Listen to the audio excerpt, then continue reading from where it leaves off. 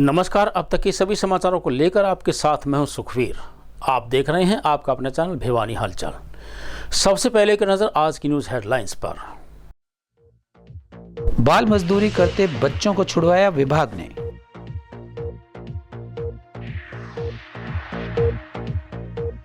Chokhani estate के विवादित प्रकरण पर प्रशासनिक अधिकारियों से मिले पीड़ित। शिक्षा के साथ साथ सांस्कृतिक गतिविधियों में बनाया जाएगा बच्चों को पारंगत, कहा बीईओ शिव कुमार ने। आईटीआई में दाखिलों के लिए आखिरी मौका 31 अगस्त तक।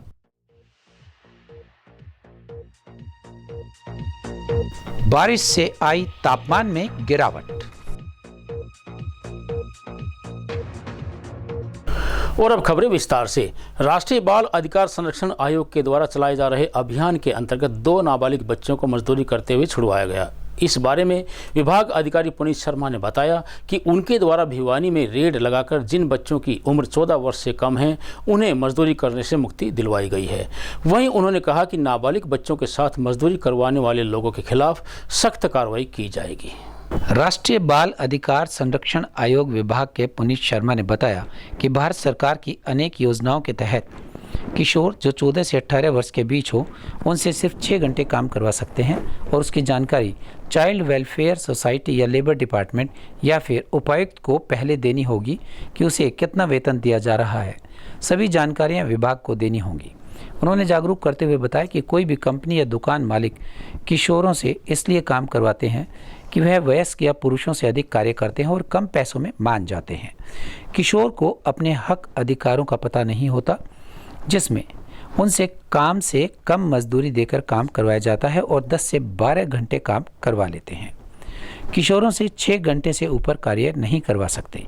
किशोर का स्वास्थ्य, शिक्षा और पारिवारिक स्थिति भी देखनी होगी और उसे हफ्ते में 1 दिन की छुट्टी देनी होगी। भारत सरकार की जो हमारी सबसे बड़ी बाल हितों की संस्था है, national commission for protection of child rights, उनका अभियान चला हुआ है बाल श्रम के खिलाफ। ये 1 अगस्त से 31 अगस्त तक पूरे भारतवर्ष में ये अभियान चल रहा है और इसमें अलग अलग टीम्स बनाई गई हैं कि जहाँ पे छोटे बच्चों और किशोरों से कानून के विरुद्ध काम ना कराया जा सके। इसी क्रम में हरियाणा के लिए मुझे थोड़ी सी जिम्मेदारी दी गई है। मेरा नाम पुनीत शर्मा है और मैं विभिन्न ज़िलों में जाकर के हरियाणा के मैं रीड्स कोशिश करता हूं कि कंडक्ट हों। ज़िले की टीम के लोग हमारे साथ रहते हैं। हमारे साथ चाइल्ड वेलफेयर कमेटी से लोग रहते हैं, ASTU anti human trafficking unit जो कि स्टेट क्राइम ब्रांच का एक विभाग है, वहाँ से डिस्ट्रिक्ट चाइल्ड प्रोटेक्शन यूनिट और लेबर विभाग से श्रम आयुक्त जो हैं वो एक DTF टीम का निर्माण करते हैं जो कि ज़िले में जाकर के निरीक्षण करती है और कहीं पर अगर बच्चे काम करते हुए पाए जाते हैं तो उन्हें छुड़वाया जाता है। अभियान अभी 1 अगस्त से 31 अगस्त तक चल रहा है और आगे इसके बढ़ने की संभावना है, तो अगर बढ़ेगा तो आपको सूचित किया जाएगा। इस साल की अगर मैं बात करूं तो पूरे हरियाणा में लगभग 100 से ज़्यादा रेड्स हम अलग अलग ज़िलों में करवा चुके हैं। बहुत ज़िलों में FIRs हुई हैं और अगर मैं भिवानी की बात करूं तो लगभग 7 से 8 रेड हम भिवानी में कर चुके हैं। इससे छुड़वाए गए हैं क्योंकि बच्चों को हम पकड़ते नहीं, बच्चों को हित को ध्यान में रखते हुए उन्हें टीम के द्वारा छुड़वाया जाता है।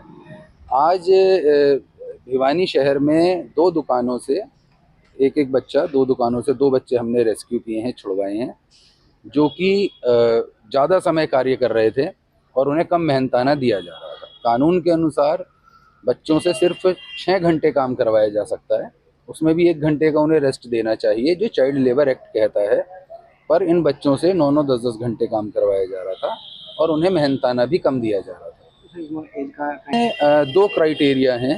14 साल से कम के बच्चे से तो काम करवा ही नहीं सकते, वो तो पूर्णतः निषेध है।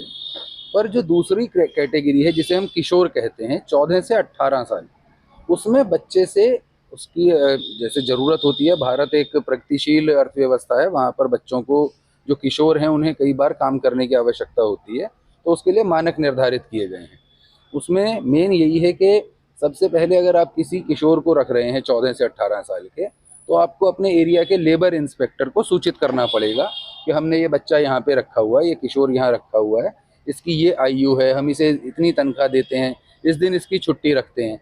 पर ऐसा भिवानी में कहीं पर भी आज तक नहीं हुआ है कि कोई किसी किशोर को रखे और वो लेबर इंस्पेक्टर को सूचित करे, नोटिस दे। बच्चे को मिनिमम वेजेस मिलने चाहिए। बच्चे से 6 घंटे से ज़्यादा आप काम नहीं करा सकते किशोर से, अगर वो काम कर रहा है तो।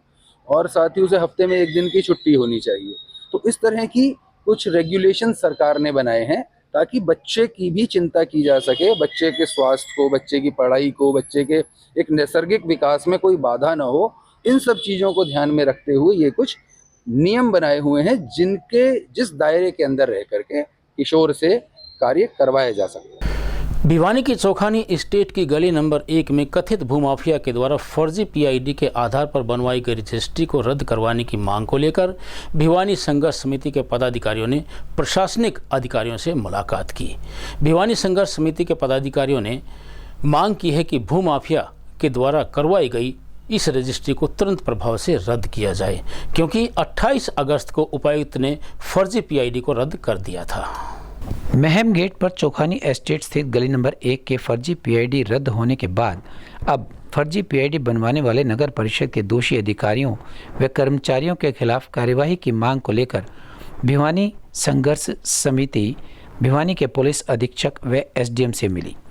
इस मौके पर संघर्ष समिति के सदस्य राजेंद्र तंवर व अधिवक्ता राजेश जांगड़ा ने कहा कि नगर परिषद के कुछ अधिकारियों व कर्मचारियों से मिले वक्त से भू माफियाओं द्वारा फर्जी पीआईडी बनवाकर अवैध कब्जे करवाने की साजिश रची गई थी, जिसे भिवानी संघर्ष समिति ने बेपर्दा कर दिया और शहरी स्थानीय निकाय निदेशालय हरियाणा चंडीगढ़ से फर्जी पीआईडी रद्द करने के आदेश भी पारित हो चुके हैं। पीड़ितों की मांग है कि इस मामले में रजिस्ट्री रद्द करवाई जाए व फर्जी पीआईडी बनाने वाले अधिकारियों व कर्मचारियों के खिलाफ कार्रवाई की जाए। और वो गली चौखानी स्टेट जो है, यहाँ पे मुरादास सैनी के परिवार की साफ शक्ति हुई गली है। उन्होंने वहाँ पे ईंट डाल दी, क्रेशर डाल दिया, रोड डाल दी, जिसके कारण उनका रास्ता रुक गया सारा का सारा। वो पीआईडी गलत थी, इसलिए कैंसिल कर दी सरकार ने, उस पीआईडी को कैंसिल कर दिया। अब हम उस रजिस्ट्री को कैंसिल करवाने के लिए और वो गली का रास्ता साफ करवाने के लिए आज हम एसपी साहब से मिलने के लिए जा रहे हैं। अभी मुलाकात नहीं हुई है, अभी और काम में बिजी हैं। हम 5 आदमी जा रहे हैं, वहाँ उनसे मिल के सारी बातें उनको बताएं। तो मुरारीलाल नाम है सर मेरा। मैम रोड चौखानी स्टेट का मामला है, जो भूमाफियाओं द्वारा और कमेटी के कर्मचारियों द्वारा एक फर्जी पीआईडी बनाई गई गली की, उसको लेकर मैंने एडीसी साहब को कंप्लेंट करी। एडीसी साहब द्वारा मौखिक जांच की गई और रिपोर्ट बनाकर चंडीगढ़ भेजी गई और चंडीगढ़ से भी पीआईडी को कैंसिल करने के आदेश पारित हुए। उन आदेशों के ऊपर नगर पालिका ने पीआईडी को कैंसिल कर दिया है। जिस पीआईडी के आधार पर रजिस्ट्री बनी थी वही पीआईडी कैंसिल हो गई है, तो रजिस्ट्री को भी कैंसिल किया जाए, ये हमारी मांग डीसी साहब से है। और जिन अधिकारियों और कर्मचारियों द्वारा ये बनाई गई है उनके खिलाफ मुकदमा दर्ज किया जाए। और वो बार बार झगड़ा करने पे उतारू है जी, हमें धमकियां दे रहे हैं कि हमारी सरकार आएगी तो हम आपको देख लेंगे, ये कर लेंगे। हमारा परिवार भय के माहौल में है। आपसे अनुरोध है कि इसको तुरंत कार्रवाई करें। राजकीय मॉडल संस्कृति सीनियर सेकेंडरी स्कूल में 1 दिवसीय अंडर 11 आयु वर्ग की खंड स्तरीय सांस्कृतिक प्रतियोगिताओं का आयोजन करवाया गया। प्रतियोगिता में 7 इवेंट्स में करीब 80 बच्चों ने भाग लिया। खंड शिक्षा अधिकारी शिव कुमार तंवर ने बताया कि उचित मंच के अभाव में बच्चे अपनी प्रतिभा का प्रदर्शन नहीं कर पाते और उनकी प्रतिभा छिपी रह जाती है। इसी उद्देश्य को लेकर इन प्रतियोगिताओं का आयोजन करवाया गया है। शिक्षा विभाग द्वारा प्रतिभावान बच्चों के मन से स्टेज फोबिया को दूर करने के उद्देश्य से करवाई गई खंड स्तरीय सांस्कृतिक प्रतियोगिताओं के मौके पर खंड शिक्षा अधिकारी शिव कुमार तंवर ने बताया कि इस प्रतियोगिता में खंड के सभी राजकीय व निजी विद्यालयों के करीबन 80 विद्यार्थियों ने भाग लिया है। विभिन्न इवेंट्स में अपनी शानदार प्रतिभा दिखाई। उन्होंने बताया कि इस प्रतियोगिता के प्रथम प्रतिभागी 29 अगस्त को जिला स्तरीय प्रतियोगिता में भाग लेंगे और जिला स्तरीय पर प्रथम आने वाले प्रतिभागी राज्य स्तर पर होने वाली प्रतियोगिता में भाग लेंगे। बीईओ ने बताया कि सरकार का उद्देश्य बच्चों के मन से स्टेज फोबिया को निकालकर उन्हें शिक्षा के साथ साथ अन्य गतिविधियों में भी पारंगत बनाना है, ताकि राष्ट्र निर्माण में बच्चे अपनी भूमिका अदा कर सकें। कार्यक्रम का मुख्य उद्देश्य बच्चों का सर्वांगीण विकास करना है। उन्होंने बताया कि अंडर 11 आयु वर्ग की खंड स्तरीय सांस्कृतिक प्रतियोगिता में सिंगल एक्टिंग, समूह नृत्य, रागिनी, फैंसी ड्रेस, चित्रकला, एकल नृत्य, समूह नृत्य आदि 7 इवेंट्स करवाए गए। भिवानी में खंड स्तरीय प्रतियोगिता जो थी अंडर 11 कल्चरल एक्टिविटीज़, उन सभी में लगभग 80 बच्चों ने भाग लिया। इसमें 7 इवेंट जो थे वो किए गए थे, जिसमें single acting, group song, ragini, fancy dress, painting, solo dance और ग्रुप डांस। इसमें सभी गवर्नमेंट और प्राइवेट स्कूल्स के बच्चों ने भाग लिया और सभी बच्चों ने बहुत ही अच्छी परफॉर्मेंस दी। जो बच्चे इन खंड स्तरीय प्रतियोगिता में जिन्होंने भी फर्स्ट पोजीशन हासिल की है, वो 29 तारीख को जिला स्तरीय जो प्रतियोगिता होनी है अंडर 11 की, वो भिवानी के PM Shri government girls senior secondary school Bhiwani में आयोजित होनी है। तो सभी ब्लॉक से जो है सभी पार्टिसिपेंट्स आएंगे और इन अंडर 11 कल्चरल एक्टिविटीज़ में भाग लेंगे। और जो भी इस डिस्ट्रिक्ट लेवल में प्रोग्राम में फर्स्ट सेकंड पोजीशन आएंगे, वो बच्चे स्टेट लेवल पर पार्टिसिपेट करेंगे। एक बात मैं यहाँ ज़रूर सभी अभिभावकों से, सभी टीचर्स से, पेरेंट्स से ये जो है रिक्वेस्ट करना चाहूँगा या अपील करना चाहूँगा कि क्योंकि सरकार का उद्देश्य जो है बच्चों को पार्टिसिपेट करवाना है, उनको स्टेज फोबिया जो है उस स्टेज फोबिया से बाहर निकालना है, तो उनको पार्टिसिपेट करने के लिए कम से कम हर स्कूल में हर बच्चे को खेल में भाग लेना ही चाहिए। क्योंकि पढ़ाई के साथ साथ यदि बच्चे खेल में और एक्स्ट्रा करिकुलर एक्टिविटीज़ में पार्टिसिपेट करते हैं तो निसंदेह उनका सर्वांगीण विकास होता है। आईटीआई भिवानी में दाखिलों से वंचित रहे विद्यार्थियों के लिए ओपन काउंसलिंग के आधार पर एक बार फिर से दाखिले का अवसर दिया गया है। इस बारे में एडमिशन कोऑर्डिनेटर विकास ने बताया कि ओपन काउंसलिंग में मेरिट के आधार पर बची हुई सीटों के लिए दाखिले किए जाएंगे। उन्होंने कहा कि दाखिला तिथि 31 अगस्त तक रहेगी। राजकीय आईटीआई भिवानी के एडमिशन्स कोऑर्डिनेटर विकास ने बताया कि दाखिले के लिए आखिरी तिथि 23 अगस्त थी, लेकिन कुछ सीटें बची हुई थी। उनके लिए 31 अगस्त तक ओपन काउंसलिंग के जरिए दाखिले किए जाएंगे। जो भी छात्र दाखिले से वंचित रह गए थे वह अपना दाखिला 31 अगस्त तक अपने ज़रूरी दस्तावेज जमा करवा कर ले सकते हैं। दाखिला प्रक्रिया में शामिल होने के लिए छात्रों को अपना मेरिट कार्ड संस्थान में जमा करवाना होगा। उसके आधार पर मेरिट लिस्ट लगाई जाएगी और छात्र अपना दाखिला मेरिट लिस्ट में सूची में नाम देखकर ले सकेंगे। उन्होंने यह भी बताया कि दाखिला प्रक्रिया पूरी होने के बाद यदि कोई छात्र संस्थान से नाम कटवा लेता है तो उसके बदले भी दाखिले किए जाएंगे। तो अभी लास्ट हमारी जो डेट थी वो 23 अगस्त थी, अब बढ़ाकर उसको हमने 31 अगस्त कर दिया है। तो अभी भिवानी आईटीआई में भी कुछ सीटें बाकी हैं जिन पर हम एडमिशन भी हमने स्टार्ट कर रखे हैं और प्रोसीजर वही रहेगा।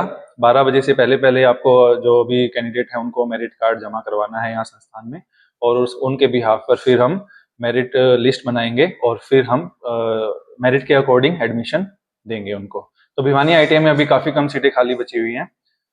हाँ, और हमारे आसपास जो भी है, अब नंदगांव जो आईटीआई है वहाँ पर काफ़ी सीटें खाली बची हुई हैं। तो जो भी कैंडिडेट हैं वहाँ जाकर वो अप्लाई कर सकते हैं। प्रोसीजर सेम रहेगा, उसमें कोई चेंज नहीं आया है। मेरिट कार्ड, ये ध्यान रखें कि मेरिट कार्ड 12 बजे से पहले ही जमा होना चाहिए ताकि संस्थान में जो भी इंस्ट्रक्टर कार्यरत हैं वो मेरिट लिस्ट बना सके और एडमिशन दे सके उनको। तो अभी हम जो नंदगांव आईटीआई है उसमें 240 सीटें टोटल थी और अब 64 सीट वहाँ पर खाली बची हुई हैं, जिसमें कोपा ट्रेड है, वेल्डर ट्रेड है, स्टेनो ट्रेड है। इन सभी ट्रेडों में थोड़ी थोड़ी सीटें बची हुई हैं और मैं सभी से यही रिक्वेस्ट करूंगा कि जल्द से जल्द जाकर, जैसे 31 तारीख से पहले ही या फिर 31 लास्ट जो डेट है तब तक आप एडमिशन वहां पर ले लें। इस बार भिवानी में बरसात कम होने से किसानों के चेहरे पर मायूसी देखी जा सकती है। मौसम वैज्ञानिक डॉक्टर देवीलाल ने बताया कि 30 अगस्त को बरसात होने की संभावना बनी हुई है। उन्होंने बताया कि बरसात के कारण फसलों में अनेक प्रकार के कीट पतंगों से पैदा होने की बीमारियां फैल जाती हैं, इसलिए उन्होंने समय रहते फसलों में कीटनाशक दवाई का छिड़काव करने की किसानों को सलाह दी। वहीं उन्होंने कहा कि बरसात के मौसम में जहरीले जीव जंतु जमीन से बाहर निकल आते हैं, इसलिए किसान अपने आप को बचाव रखें। मौसम वैज्ञानिक डॉक्टर देवीलाल ने बताया कि पूरे ज़िले में हुई बारिश से तापमान में गिरावट आई है। मौसम शुष्क हो गया है और अधिकतम तापमान 33 से 34 डिग्री सेल्सियस तक दर्ज किया गया।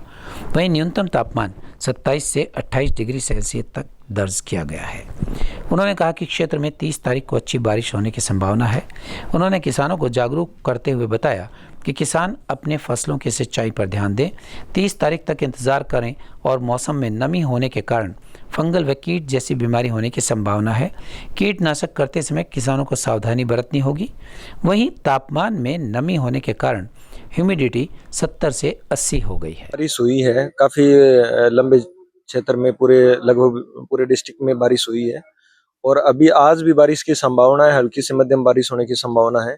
आज के बाद में फिर 30 तारीख को संभावना है एक दिन की, उसमें हल्की से मध्यम बारिश हो सकती है। उसके बाद में मौसम के खुश्क रहने की संभावना है अगले 3 से 4 दिनों के दौरान। 30 को छोड़ के 30 के बाद जो है वो 3 से 4 दिन आगे मौसम के शुष्क रहने की संभावना है। अभी जो तापमान जो चल रहा है, अधिकतम और न्यूनतम तापमान, अधिकतम तापमान जो है वो 33 से 34 डिग्री के आसपास बना हुआ है। 33.7 डिग्री सेल्सियस कल का रिकॉर्ड किया गया है और जो मिनिमम टेम्परेचर है वो 27.6 डिग्री सेल्सियस रिकॉर्ड किया गया है।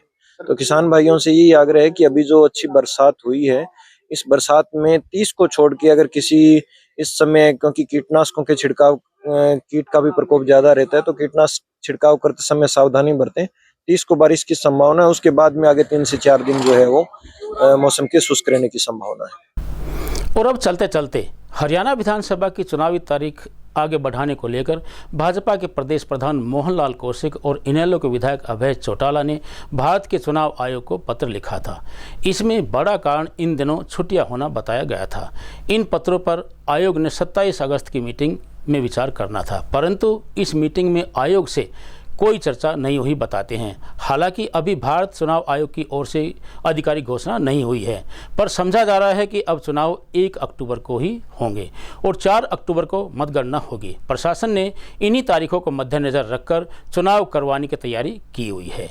अगर हम अपने ज़िले भिवानी की बात करें तो निर्वाचन आयोग के निर्देशानुसार ज़िले की चारों विधानसभाओं की मतदाता सूची का अंतिम प्रकाशन कर दिया गया है। नई मतदाता सूची में 2104 नए मतदाता जुड़े हैं। अब जिले में मतदाताओं की कुल संख्या 8,73,798 से बढ़कर 8,75,902 हो गई है। अब अंतिम मतदाता सूची के अनुसार जिला की चारों विधानसभा क्षेत्रों से कुल 8,75,902 मतदाता विधानसभा चुनाव में मतदान करेंगे, जिनमें कुल 4,62,538 पुरुष व 4,13,358 महिला मतदाता शामिल हैं। जबकि हाल ही में संपन्न हुए लोकसभा चुनाव के दौरान जिले की मतदाता सूची के अनुसार बात करें तो जिला में कुल 8,73,798 मतदाता सूची में थे। भारत निर्वाचन आयोग के निर्देशानुसार मतदाता सूचियों का पुनरीक्षण का कार्य किया गया था, जिसमें मतदाता सूची में नाम शामिल करवाना, डिलीट करवाना और किसी भी प्रकार की त्रुटि को ठीक करवाना शामिल था, जो सब किया गया। अंतिम प्रकाशित मतदाता सूची के अनुसार लोहारू विधानसभा क्षेत्र में कुल 2,05,489 मतदाता हैं, जिनमें से 1,07,997 पुरुष और 97,490 महिला मतदाता है। भिवानी विधानसभा क्षेत्र में कुल 2,35,010 मतदाता है, जिनमें 1,23,168 पुरुष और 1,11,839 महिला मतदाता है। तोशाम विधानसभा क्षेत्र में कुल 2,20,604 मतदाता है, जिनमें 1,17,009 पुरुष व 1,03,594 महिला मतदाता है। बवानीखेड़ा विधानसभा क्षेत्र में कुल 2,14,799 मतदाता है, जिनमें 1,14,364 पुरुष व 1,04,35 महिला मतदाता है। जिला में कुल 6 थर्ड जेंडर हैं, इनमें से लोहारू में 2, भिवानी में 3 व तोशाम में 1 है। और अंत में फिर से एक नज़र आज की न्यूज़ हेडलाइंस पर। बाल मजदूरी करते बच्चों को छुड़वाया विभाग ने।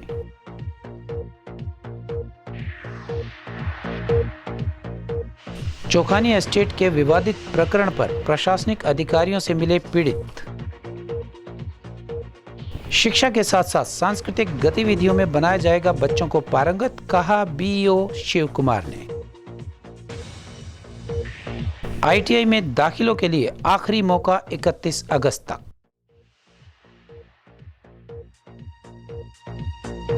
बारिश से आई तापमान में गिरावट। अब मुझे दीजिए इजाजत। देखते रहिए आपका अपना चैनल भिवानी हलचल।